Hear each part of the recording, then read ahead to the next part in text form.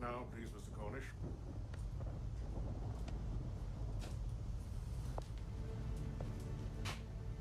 What about you, sir? I'll be along in a minute. You've done your duty, sir. Go to your boat now.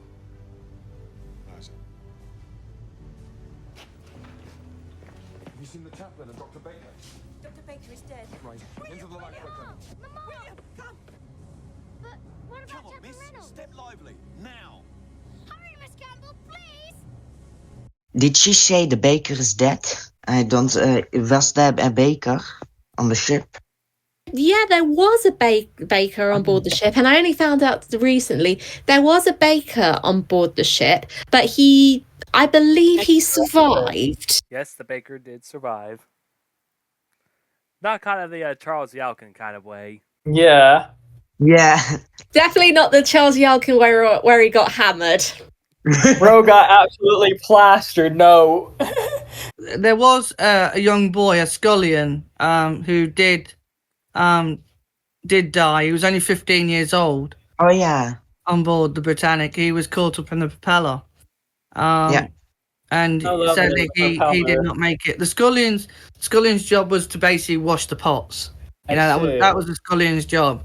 So they didn't have the prettiest of jobs. But yeah, he was only 15. And I know his parents were greatly affected by that. But I'll have to try and find the quote that his parents wrote about that, about his death. I would have killed you an hour ago if I had. No, that's the difference between us. I hate you for what you've done, but I can't let you die.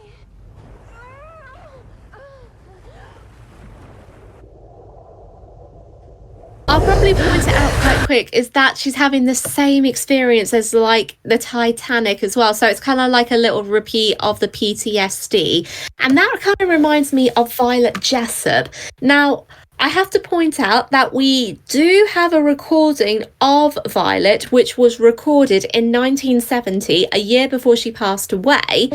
And that was recorded by her friend, John Maxtone Graham. And you can find it on the channel. A link will be in the card above and in the description box down below as well.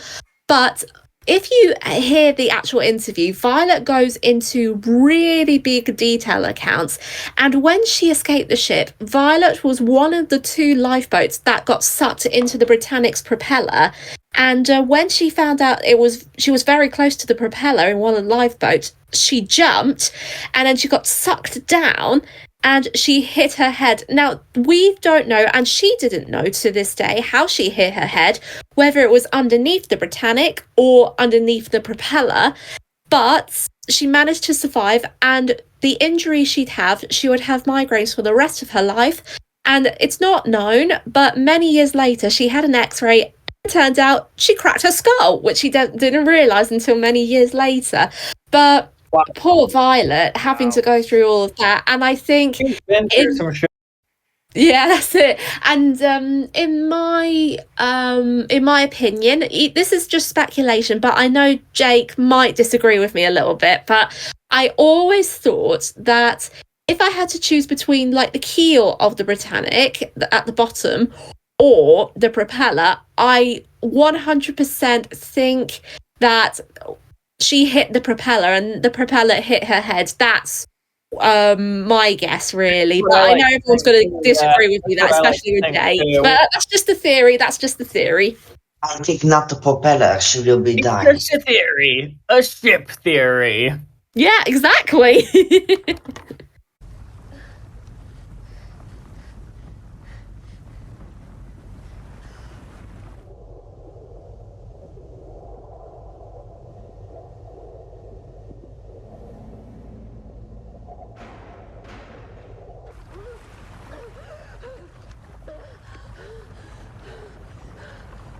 I have a question. How cold or how warm was the water when the Britannic sank? How cold was it? Or hot? Well, we have to keep this in mind, though, that the Britannic sank in the Mediterranean Sea, in the Achaean Sea, so I'm going to go ahead and bring that up real quick. I think it was on Wikipedia how cold or hot it was. Jake might know this one very Yeah. well. So, Jake, I'll leave the floor to you. Oh, I found it anyway. He's gonna say it anyway, but it was 68 degrees Fahrenheit. And compare that temperature to the water to which the Titanic sank, which is 28 degrees Fahrenheit. But there were a lot of factors that came into play, and there was a huge difference between both of them. As we all know, Titanic sank in the North Atlantic Ocean, 28 degrees Fahrenheit, which is very lethal to the human body, and with help far away, about 4 hours away. And also on the night and not on the morning. Yeah. A lot more died at night compared to the Britannic's case, in which there were 30 deaths, and there was but also still, rescue. it's still not good. People died. And there was rescue, which is about not too far away though. But don't take what I say But the out of rescue context, came though. very late. I think the rescue came very late, like 2 hours. Yeah, it's still a tragic event, so don't take what we say completely out of context. Now, quick shout out. If you like to learn more about all the water temperatures, there's this book that I highly recommend. It's called Honesty of Glass.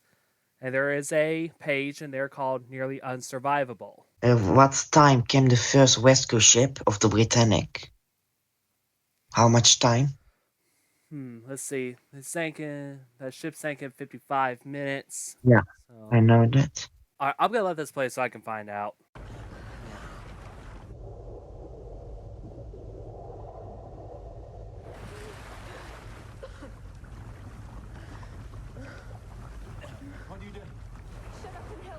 The crowbar scene, that is very similar to the Titanic with the axe. Does everyone not think of that? Yeah. So much similar. They took a lot of stuff from Titanic. Oh yeah, Jess, for that question previously, it was actually 10 a.m. that the HMS Scourge sighted the first lifeboats, and 10 minutes later stopped to pick up 339 survivors. And then the it was the first ship. The Scourge was the first ship. Yeah. Yep. Then the Heroic arrived some minutes. Okay. Let's see. Armed boarding steamer HMS Heroic arrived some minutes earlier, picked up 494.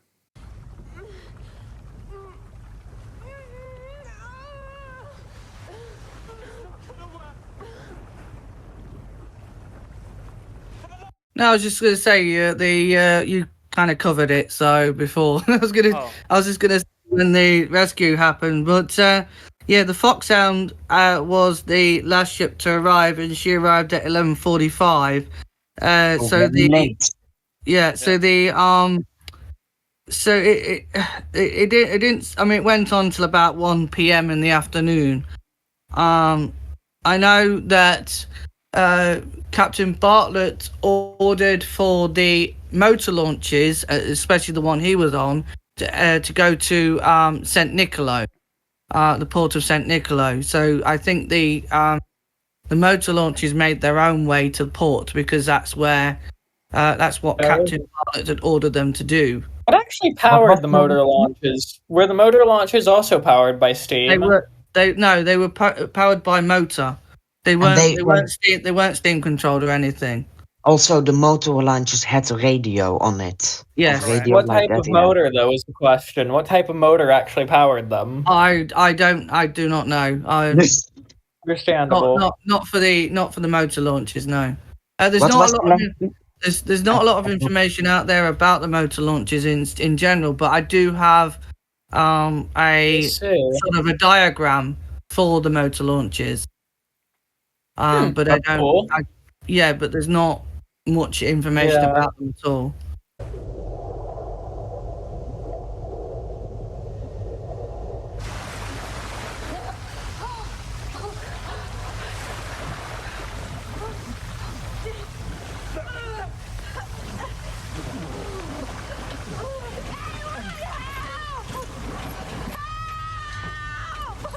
Oh, now that scene is very similar to Titanic, with Jack and Rose being behind those metal gates.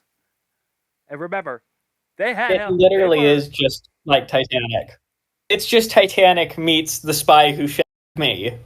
That's what this film is. They make it because they want to be seen. What a waste.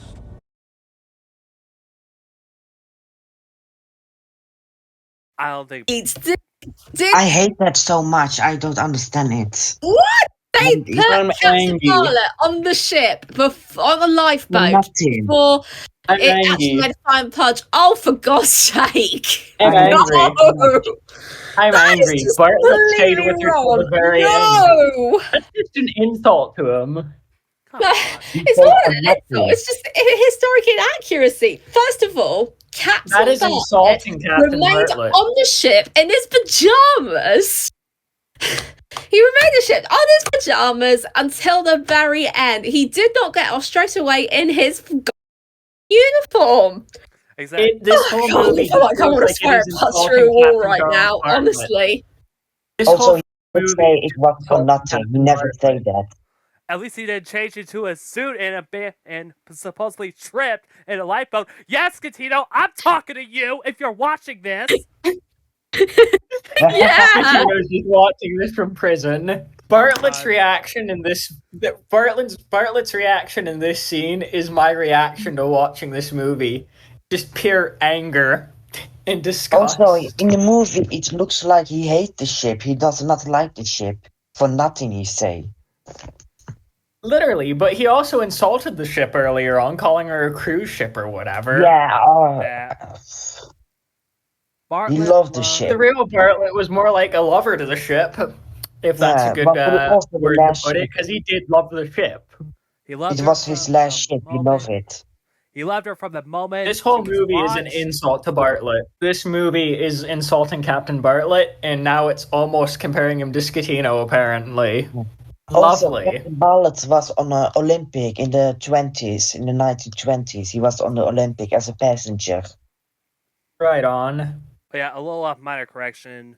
A light cruiser Foresight was actually the last to arrive on scene, so a little minor correction there.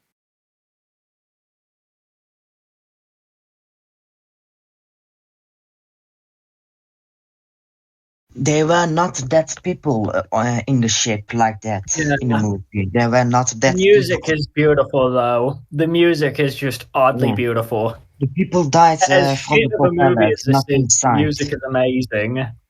Yeah, the people died in the propellers, not inside, like that in the movie. Plus, they would have been off the ship earlier. Also, I think that 2 people died from the mine, or not. 2 people from the mine? I thought it was 2 people died from the mine, yeah. Really too sure? That's a good question, Jess, but I'm not really too sure. I think Jake knows. Jake might know. No one was killed in the mine, but it would blast you off your feet, though. It would blast you off your feet. Sheila said, Sheila Macbeth Mitchell said in her voice recording that 1 person was killed due to the mine explosion, but again, she wouldn't have really known that personally. But no one was reported to have been killed due to the mine explosion. Everyone that was killed was due to the port side propeller. But interesting.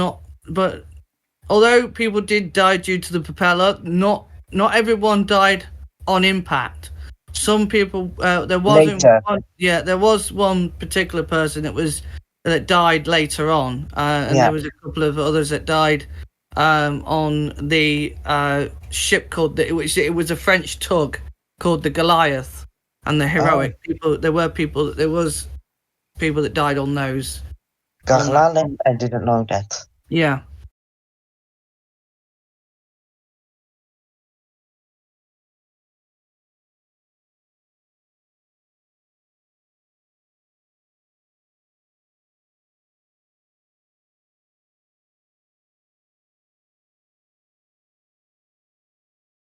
Trying to open a gate underwater with a key, with barely any oxygen. Yeah, that's Titanic level.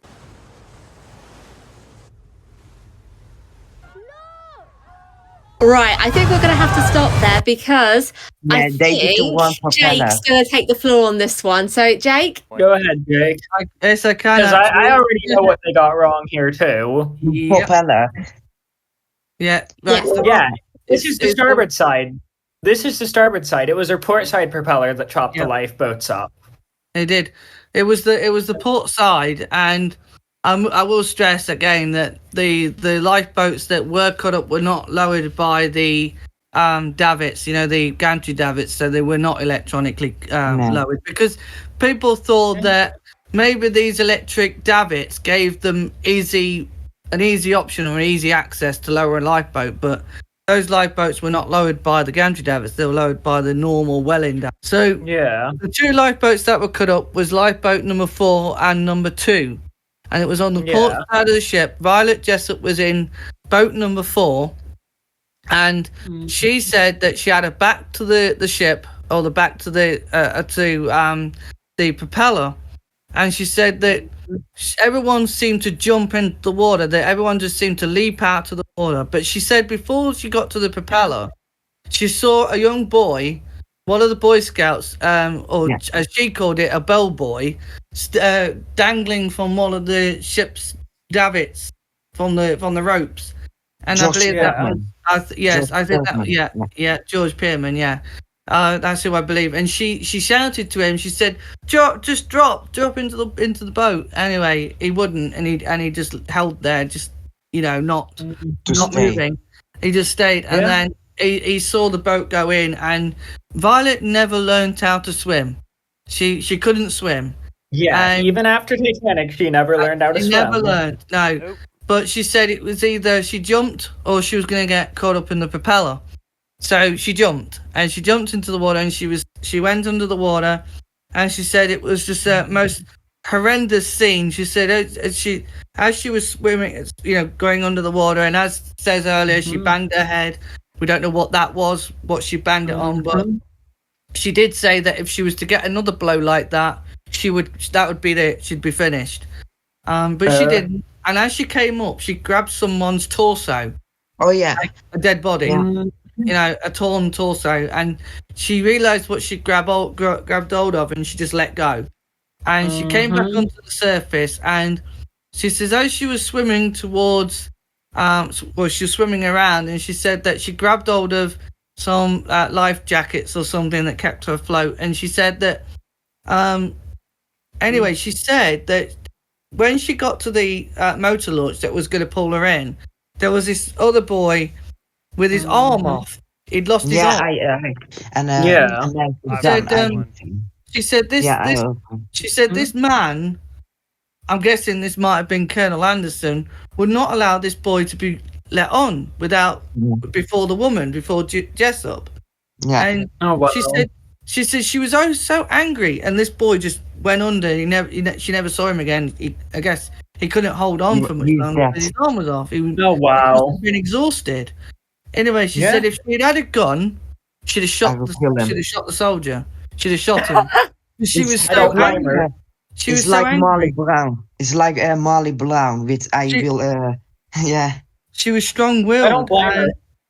Anyway, so she was pulled in, and Archie Jewell was in the second lifeboat, in lifeboat number 2, because I know this because from his testimony, because Archie Jewell said that he watched this other boat, this first boat, get chopped up. So he was in a position to able to see a lifeboat being chopped up, and he said he was in the boat, in a lifeboat, and he said he did shout up, or they did try shouting up to not let go of the boat, but the boat got it got let out. They let it go, and Archie he did testify to what happened, and I'll read his testimony. It says, most of us jumped in the water, but it was no good. We was pulled right under the blades. I shut my eyes and said goodbye to this world, but I was struck with a big piece of the boat and got pushed right under the blades. I was going around like a top. I came up under some wreckage. Everything was going black to me when someone on top was struggling and pushed the wreckage away. So I came up just in time. I was nearly done for. There was one poor fellow drowning, and he caught hold of me, but I had to shake him off. The poor fellow went under. Although, the waters were warmer on the Britannic, it was just as tragic as Titanic, because people that, you know, were in the water on the Titanic didn't last very long. And dying because of the propellers is arguably a much more brutal way to go. I think the way how people died with the Britannic is worse than the Cold War. Yeah. I mean, it's like something out of Final Destination. Yeah, I mean, considering I'm the one who narrated the video about the deaths involving the propellers for History Inside of a Nutshell, I'm kind of partly traumatized by reading the witness testimony now. Yeah. Also, I think if more people will die, it will much be worse with the propellers. Yeah. I think, I mean, any disaster that involves deaths is just tragic. I mean, it really is tragic. Yeah. And there are disasters out there that where people have died in more brutal ways. But, I mean, you know, but the thing is, people that saw this were traumatized. And were traumatized. I'm traumatized by the witness accounts I've read. George Pearman suffered with PTSD because of what he saw, and it did affect his growth, and that's what the family said. It affected his growth, and there was blood and everything. Yeah, it was just horrible, and also to think that people didn't straight away die. Not all people died straight away when they were hit by the propeller. Some died later on due to their injury. 2 men died on the Heroic and 1 died on the French tug Goliath. So it's just horrible to think that he must have died in pain.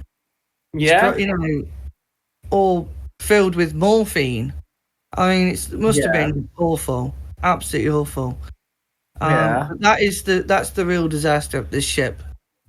And to think that people died on Titanic because they weren't in a lifeboat, but on Britannic people died in the very thing that was supposed to save them. Those lifeboats were supposed to get them off that ship safely, but if anything, it proves that the lifeboat isn't always the safest option. It isn't.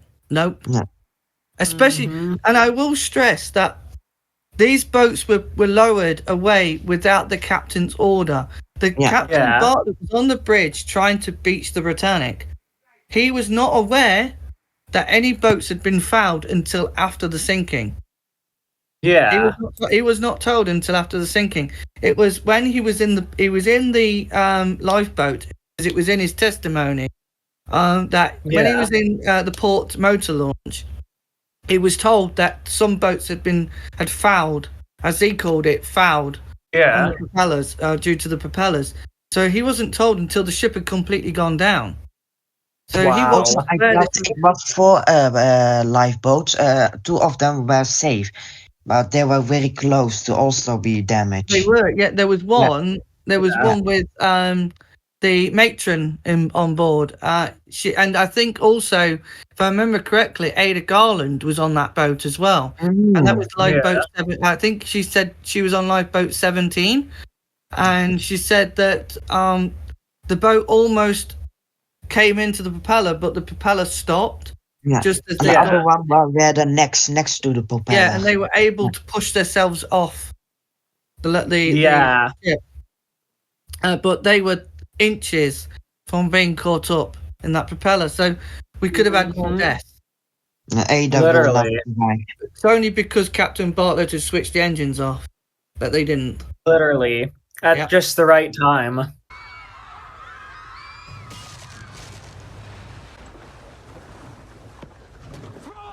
I know I'm not going to put my hand up for the emoji, but I know that you can tell by the way that the propeller and a lot of people jumped out of the boat and chopped up, that was definitely CGI. And even though it's like, blood, guts and gore, and I just jump and get in shock, this really didn't convince me with that, really. That's just probably lazy CGI. Also, the second lifeboat, there are not many there were not 2 people, there were much more. True. Yeah. Jay? No, I forgot to say as well, forgot to mention that actually one of the lifeboats that were dangling down had 5th Officer Gordon Fielding in it, and people were actually shouting at him the occupants in the lifeboat, because they were dangling from the ship. and people were shouting and swearing at him to lower the lifeboat. They were actually berating him to lower the lifeboat. But once they saw that the first lifeboat get cut up, then they stopped shouting at him to lower the lifeboat. All I can think of is they were shouting things like, "Lower the lifeboat, you." They were giving him some grief to lower the lifeboat, and when they saw the lifeboat getting cut up, they stopped. They realised that actually where they were is pretty safe. But on the movie, it's on the water. That's not correct. In the movie, you can see it's the touch in the water.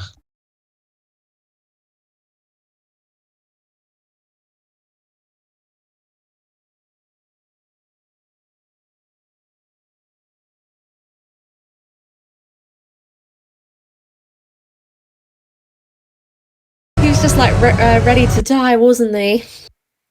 Literally. Yeah. That's really sad. Rose just wanted to die. I'm not sad for him. I'm sorry. Yeah, I mean, I'm not like crying, but it makes me feel like I want to cry, even though it's going to be a fake death. You can actually feel the human emotion, and you can feel for these characters as well. And But he that's was, probably the not a darkest good moment in person. the movie, I think. But he was not Yeah. a good person. He did He sank wasn't the a good the person, ship. but at the same time, I'm sorry, I didn't miss him. it happens. No kidding there.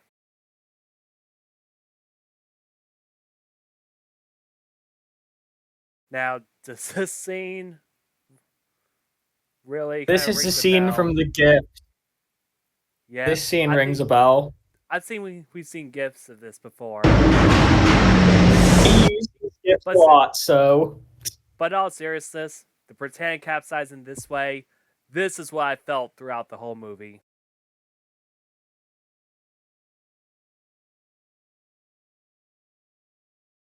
This scene with the final plunge, that reminds me of a tribute video I used to watch a long time ago. And they did a tribute video of the Britannic with the movie From the Sun, Don't Let Go by Bryan Adams. And that was from the film Spirit. And Oh, wow. it just reminds me of that for some reason. Even though it's inaccurate, that scene reminds me of that for some reason. I don't know why. This is my brain cells. This right here just illustrates my brain cells with this movie. Jake.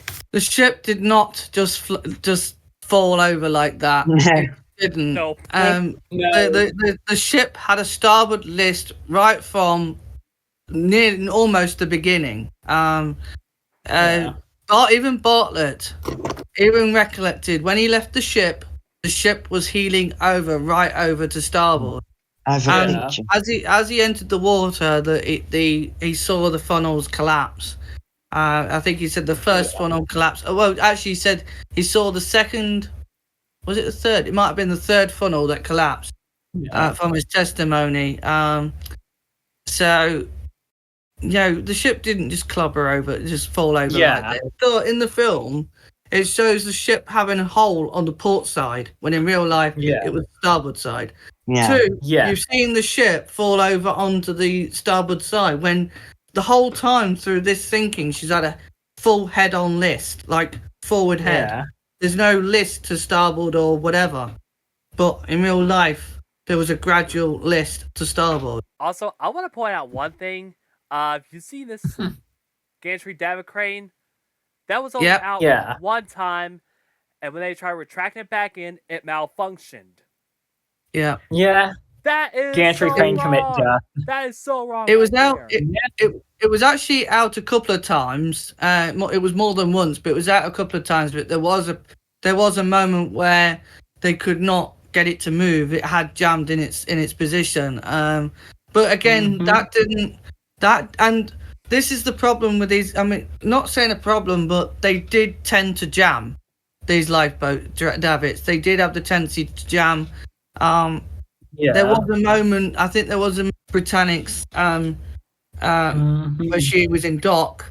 That they were. I think it was either on the. I think it might have been testing lifeboats out, the davits itself. Yeah. And one of the lifeboats davits had jammed. So they did have the tendency to jam. But I will say that it did not impede in the evacuation of the ship. nearly everyone got off, and to be honest, they didn't even need all the lifeboats that were on board. Yeah, that's true. Because only 28 lifeboats were ever launched. Yeah. Yep. How many lifeboats she had? 50, between 50, I think it was 58 lifeboats altogether. And also she hit the seafloor when she sank. She hit her bow hit the sea floor while her stern was still above. It did. Yeah. It did. Mm-hmm. See, the ship sank in 400 feet of water. The ship actually was 882.9 in 9 foot long. Yeah, there's a picture. Yeah. And so the bow struck the seabed, and as it dug itself in to bring the stern down, it sort of came down, and then there was so much structural failure in the bow that it just fractured. It fractured open, and then the stern came down. So it did not just, the way this movie is showing it like it sank in deeper. Did. Yeah. Yeah. Literally. You can see the damage on the wreck. Yes. Mm-hmm. Once that bow slammed the water, there's some damage. All right.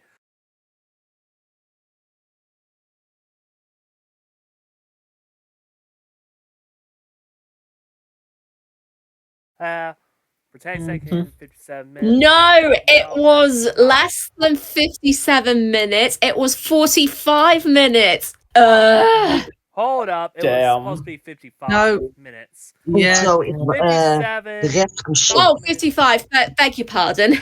55 minutes, and also the rescue ship is not like that. The rescue ship is just the ghost ship. Yeah, it's the Victoria. It's it's going Phantom of the Opera level, and you're getting rescued by a phantom. There are 4 rescue ships, not 1. Also, could I point out, was the SS Victoria following the Britannic the whole time? So it happened to be there when the ship sank? No. No. Come on. Yeah, it's implied that the ship. So the SS Victoria is very clearly a phantom. The Victoria is very clearly a ghost ship. There's some paranormal shit going on in this movie, I tell ya. And they say it's the half-time of the Titanic. It's not half-time. I'm gonna say it.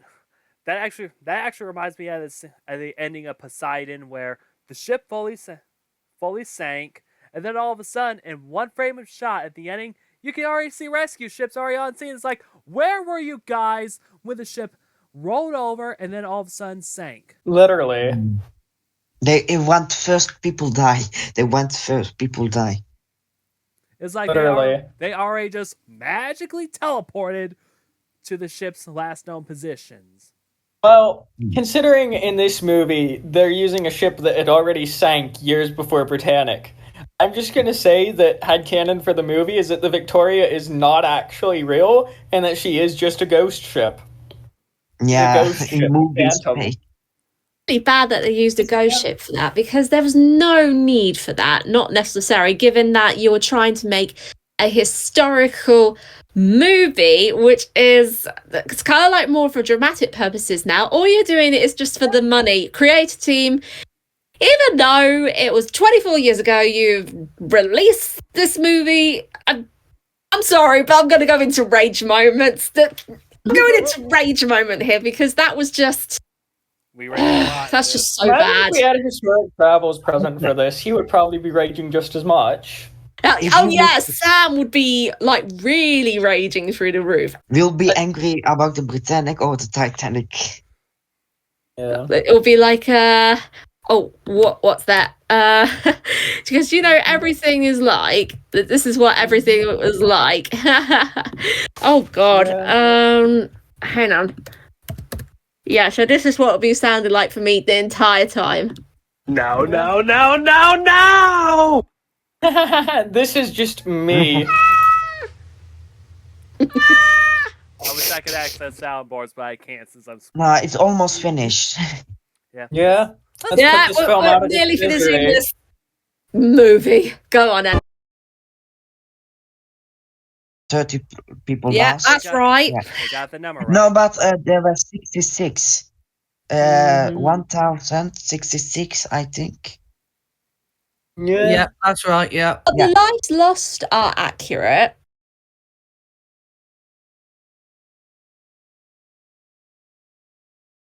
So that might be where the 8 miles thing comes from that I've heard. Is it the way the Admiralty listed the position? Yeah. Yeah, the Admiralty had actually got it wrong. The way the Britannic, the way the Britannic was found is basically Jacques Cousteau was not looking for the Britannic. Okay, he wasn't looking for Atlantis. He wasn't even interested. He was actually interested in finding the lost city of Atlantis. And I also did the video on History Inside of a Nutshell talking about that because that video went up on my 21st birthday, which is the anniversary of when they found Britannic. Yeah, and because he was in the position of where the Britannic was last known to have been, he was ordered by the Titanic Historical Society at the time to go out and search for Britannic, the lost sister, and Jacques Cousteau tried to find it, could not find it for some reason, and he used the same technique as they did to find Titanic. He used a side scan sonar to try and find Britannic, and anyway, they used the Admiralty report, their position, and it was completely wrong. It was miles away from where the Britannic actually was. Yeah, I wonder if that's where the 8 miles belief comes in, that she struck 8 miles is because of the inaccuracy from the Admiralty report itself. So for a while, he was scanning, like mowing the lawn to try and find the Britannic. Then suddenly, there was a large object that had come up on the side scan sonar, and it measured around 800 feet in length. Yeah, which was around where the Britannic was. Where, the measurements of the shipwreck. Also, I don't understand how the Admiralty gets it so much 8 miles. Yeah, and they discovered the Britannic. Yeah. Records back in those days weren't always the best. I mean, if you think about Titanic, she was 15 miles away from where they said that she was. So even the Titanic was technically lost. Yeah. Until, so because obviously the crew on the Titanic had got the position wrong. They'd actually missed the last. They spoke. It was Boxall who had last. I think it was Boxall who had missed the last dead reckoning. So they were miles out from where they originally said they were, and so Robert Ballard found the Titanic by not looking for the shipwreck itself. He was sleeping, but looking for its debris. Because if the ship had broke up, she'd leave a scatter field. Because that's how he found the Scorpion and the Thresher. Because they opened up, they'd blown up. They left a scatter field. So instead of looking for the shipwreck, he was looking for its debris, and that's how he found Titanic. But also, you say he was on sleep when they found the ship.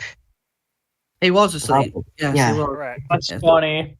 He was asleep because it was actually a guy who I'd spoken to, who was actually on the bridge at the time, on the research bridge, and anyway, they'd found the Titanic, and they all screamed, but then they went, "Oh, someone better go and wake Ballard up," and they did. That's funny. So he was asleep. So there's Simon Mills' name. They never took it off. He didn't want that. That's disrespectful to him. He didn't want his name in there. And he's still credited, even in the Internet Movie Database as well. Oh, look at this. They should make a new Britannic movie. Oh my God! There's an actual disclaimer. Any resemblance? Come on, seriously? Liars! Oh my God! Shoot me. Oh. Any resemblance is entirely coincidental. Really? You wrote an entire movie about a real ship, and now you're saying it's a coincidence? Are you high? Oh. Are you? What the? It's so messed up. I'm sorry. I'm about to start raging. This is up. All right. Oh god. Why they gonna? I definitely think before we go raid anyway, I think we're going to probably have to wrap this up because we're all going to take a break and we're all going to calm down with all the rage. I definitely think we'll probably wrap it up there. So who did the intro before I joined? DK. Me and DK both kind of did it together. Okay, so I'm going to leave it down to you guys for the conclusion because I think you both were in charge throughout the whole thing. So Leo and DK, thank you so much for the recording for both of them as well. Well, for your end, Leo, and then DK for our end as well. So thank you so much, boys. You two are like really good cameramen. Honestly, you are. Oh God, I was in charge of something? Oh God. That's too much responsibility for me. Well, you were responsible, and then you, DK and Jake were all in it together, so got credit, yeah? Yeah, that's true. I'm just like, oh, I was that's too much responsibility for me. All right, I'm just gonna go ahead and say it. Well, thank God that is over. Yeah, if you guys enjoyed, definitely comment down below what you think the worst part is. I think the worst part of this whole movie is this right here, where it says this motion picture is a work of fiction. Are you with me? That is up. It's not a coincidence that they chose Britannic. Why are they saying it's a coincidence when it's absolutely not? They even got the person who basically owns a wreck involved and put his name in the credits without his permission. I think that's the most messed up part of this film, but what do you commenters think? Please let me know. Now, will we do something like this again in the future? Yeah. I'm gonna say not very likely. Maybe. Honest, but maybe not. But I just don't want to go through that again. Yeah, I definitely think it's the best to wrap it up, I think, just because it's just going to be like all of those stuff. But yeah. Yeah. Now, but yeah, if you all enjoyed, like, subscribe. Thank you guys for suffering through this along with us. It's going to take for maybe I'm going to say maybe a month for our brain cells to recover. Hopefully that we will basically return this channel to its original purpose of uploading maritime history related content soon. Yeah. So don't worry, you'll still hear my voice in other Britannic related videos for the channel. So feel free to like this video, comment on here, subscribe, and heck, even join the Discord server as well. So all links will be down. Yes, definitely. Talk with all of us. All the links will be in the description box down below. So don't worry, guys. You won't be feeling left out. So yeah. Oh yeah. Leo's got like a little cat meow. Anyway, guys, I hope you have a wonderful day. Thank you so much for sticking by us. We really love you guys, no matter what. And until then, stay safe, stay well, and we'll see you very soon. Take care. Yep. Bye. Bye. Bye. Bye.